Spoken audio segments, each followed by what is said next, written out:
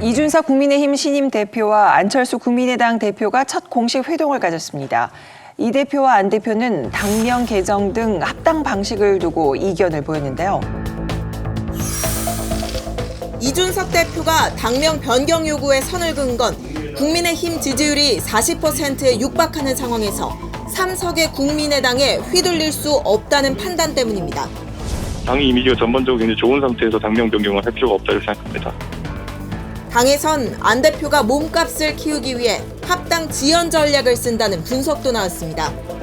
자신이 대선 후보가 될 수 있다고 생각하고 합당을 지속적으로 추진해 왔는데 이제는 윤석열 전 총장이 입당한다고 하니까 안 대표는 이준석 바람에 대해서도 평가절하하는 듯한 발언을 했습니다. 압도적으로 정권 교체를 이룰 수 있을 것인지 국민들이 바라는 진정한 변화는 당대표의 나이가 아니라 그러면서 알박기 논란에도 29명의 지역위원장 임명을 강행했습니다. 자, 앞으로의 합당 과정 어떻게들 전망하실까요? 둘이 처음 만나고 난 다음에 나왔던 멘트가 서로 다릅니다. 이준석 대표 같은 경우에는 합당 의사를 확인했다 뭐 이런 이야기를 했는데 반대로 안철수 대표께서는 덕담 수준이었다라고 이야기를 하고 있거든요. 그걸 보면서 이게 뭔가 제대로 참 굴러가기는 어려운 거고 합당 이야기가 상당히 어렵다라고 지금 보고 있는데 두 가지 면에서 저는 그런 생각을 하게 되는데 첫 번째는 진짜 합당 의사가 있었으면 공개된 공간에서 만나지는 않았을 거거든요. 그 디테일에 대한 소개말을 해야 되는 상황이기 때문에 그런 카페에서 만나지는 않았을 거라고 생각을 하고 있습니다. 그래서 이건 어디까지나 좀 보여주기 식이었다라는 생각이 들었고 두 번째 이준석 대표가 당선이 되고 나서 그동안 합당 작업을 계속 해왔던 주호영 전 원내대표한테 감사드린다 이런 이야기를 했었어요. 그 말은 뭐냐면은 지금까지 그 합당 관련해서는 나는 이야기를 하거나 책임질 것은 없다 뭐 이런 뉘앙스로 저는 들렸었거든요. 그래서 상당히 어려운 과정인가 보다라고 저는 그렇게 판단을 했습니다. 안철수 대표의 존재가 뭐냐면 국민의힘에 굉장히 극보수적인 색채가 있었잖아요. 그걸 희석화시켜주는 역할을 했거든요. 그래서 특히 이제 지난 재보선 때 굉장히 큰 역할을 했죠.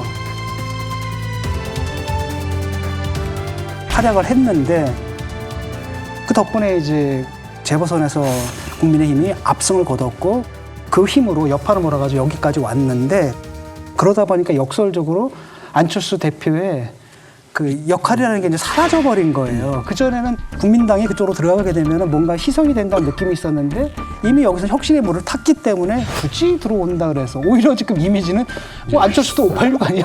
맞아.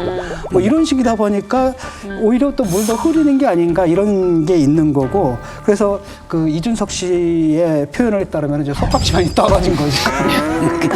그랬는데 둘이 이제 당대당 통합을 얘기하겠죠. 안철수 같은 경우는 저기 지분을 인정받으면서 들어가겠다라는 거고 반면에 뭐 이준석 대표 입장에서는 또 상황이 좀 달라지지 않았느냐. 당대당이나 그냥 들어와라 이런 거고 그게 이제 당명 문제로 신경전을 좀 벌이는 것 같아요. 그러면 당대당 통합이라고 한다는 것은 그러면 이제 국민의힘의 당직자, 국민의당의 당직자 이게 골고루 배분이 돼야 하고 뭐 이런 절차를 다 거쳐야 되는 건가요? 그렇죠. 그렇기 때문에 네. 합당을 앞두고 그쪽에서 먼저 그 안철수 대표 측에서 뭐 당협위원장을 막 임명하고 이런 일이 있고 그래서 이제 문제가 되지 않았습니까? 그게 결국은 이제 지분의 문제라는 거죠. 근데 그걸 포기할 거라면은 사실은 당대당 통합이 아닌 거죠, 사실은. 흡수되는 거죠.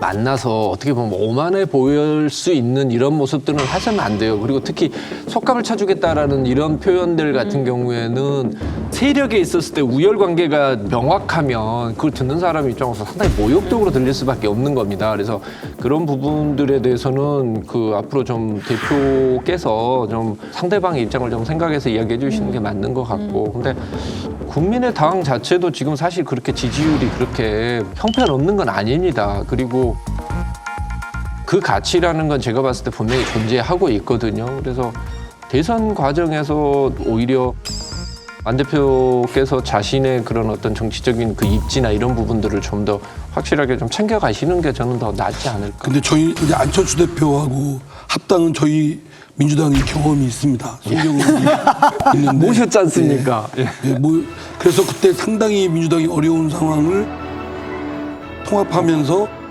지방선거를 잘 넘겼는데 그때도 똑같이 50대 50을 요구했어요. 각 시도당부터 당직 또 공천까지 50대 50을 요구하고 하여간 어쨌든 그렇게 굴러갔는데 별 콘텐츠 없이 또 굳건한 어떤 목표 없이 그냥 정치적 필요에 의해서 정략적으로 통합을 하면 분명히 그 후환이 있더라고요. 결코 그렇게 지속적으로 가지를 못하고 또 분열되는 것도 별로 좋지 않은 모습으로 분파적으로 올라가 버리고. 그래서 이런 말씀 드려도 되는지 모르겠지만 안철수 대표의 국민의당과 또 국민의힘이 합당을 하셨으면 좋겠어요. 근데 이제 당대당 통합이라는 게 그렇게 어렵잖아요. 예전에 그때 말씀하신 것처럼 민주당에 들어가셔가지고 거기에는 좀 콧가마 타고 들어갔다가 정말 저희 이제 입장으로 봤을 때는 안 대표가 당하기만 하고 쫓겨났다는 느낌이 들거든요. 한번 겪어보세요. 상황이 근데 이제 사실 이준석도 지금 기대치만 있는 거고, 그렇죠. 근데 윤석열도 지금 기대치만 있는 거거든요. 근데 기대치는 드높을 수밖에 없는 건데 그게 이제 현실의 검증을 거치면서 아무래도 현실화되면서 조정이 되겠죠.